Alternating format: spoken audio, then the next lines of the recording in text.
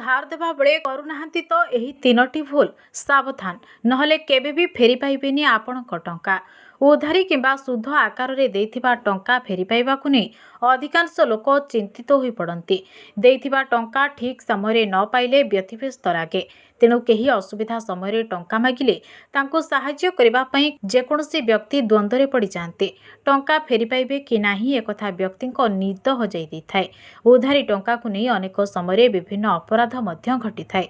शास्त्र रे टंका बुड़ीजिबा बा वर्ष वर्ष धरी फेरी न पाइबा पछरे ज्योतिष जनित कारण रहिछि बोली कुहाଯାए। तेणु टंका उधारी देवा बेले केतोटी भूल न करिबा पई शास्त्र रे परामर्श दिया जाए।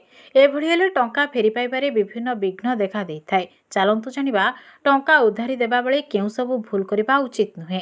ज्योतिर्विद को मुताबिक जदि दक्षिण मुहां होई काहाकू टंका उधारी दिया जाए तेबे सही टंका फेरी पाइबार संभावना खूब कम रही थाए।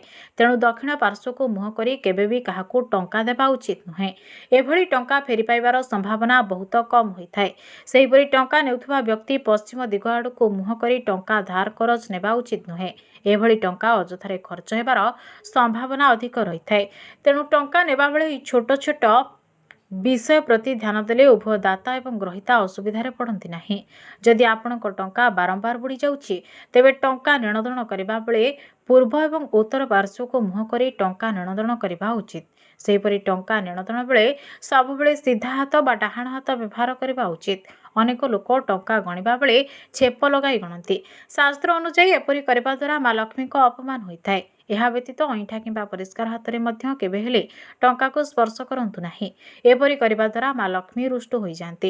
एही सबु नियम जदि पालन करिवे तेबे उधारी टंका अटक रहिबा नाही कि फेरी पाइबारे मध्य असुविधा हेबो नाही। भिडियोटी भल लागिथिले लाइक करंतु। आगुको अधिक अपडेट पाइबा पई चैनल को सब्सक्राइब करी पाखरे थिबा बेल आइकन को क्लिक करंतु एवं सोशल मीडिया रे आमको फॉलो करंतु।